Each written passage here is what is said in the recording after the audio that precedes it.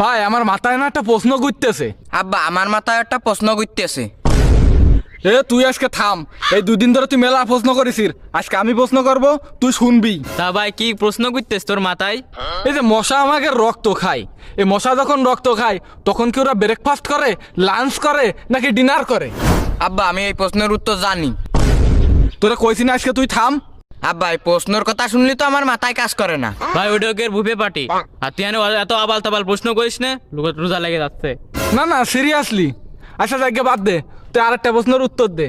আমরা যদি আয়নার দিকে তাকায় চোখ বন্ধ করি তাহলে কি আমরা আমাকে নিজেকে দেখতে পারবো? আব্বা আব্বা এদের উত্তর আমি জানি। তোরা আগেই বকতি বারণ দিলাম, তুই নাক বাড়ায় সিন্ধুর নিতে আসির, উত্তর যদি না পারিস তোর দরিয়া কিন্তু আমি পানির মধ্যে শুভ বানে আজকে। আব্বা আমি দেখতে পারি। চোখ বন্ধ করে কিরাম দেইস? আব্বা আমি মানে সে, আর সে মানে আমি। আমার চোখ বন্ধ থাকলেও তার চোখ খোলা থাকে। এ সেটা আবার কিডা? তোমার বৌমা। আব্বা তোমার এই প্রশ্ন করা দেখে আমার একটা প্রশ্ন মনে পড়ে গেল।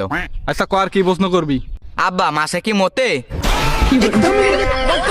মাসে আবার কোন দিন মতে? না মুতলি সমুদ্রের পানি নুন তাই খেতে।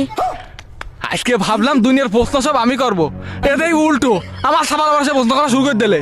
তোকে প্রশ্ন করাতে আমারও একটা প্রশ্ন চলে আসলে মনে। এই ওই যে মুরগি গেল ডিম পাড়ে, ওকে গেল ডেলিভারি হয় নাকি ওকে ম্যানুফ্যাকচারিং হয়? ওইটা ওদের প্রাইভেসির ব্যাপার, আর আমাকে এসব প্রশ্ন যদি মুরগিতে শুনতে পারে তাহলে মুরগি ডিম পাড়াই বন্ধ করে দেবে না।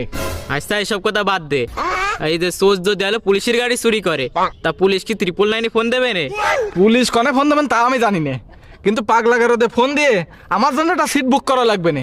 এই 2 দিন ধরে আমার সাবাল আমার যে প্রশ্ন করা করিয়েছে, আমি ভাবলাম যে আজকে তোকে একটু প্রশ্ন করে তোকে পাগল বানাবো, আসে আমি উল্টো পাগল হয়ে যাচ্ছি।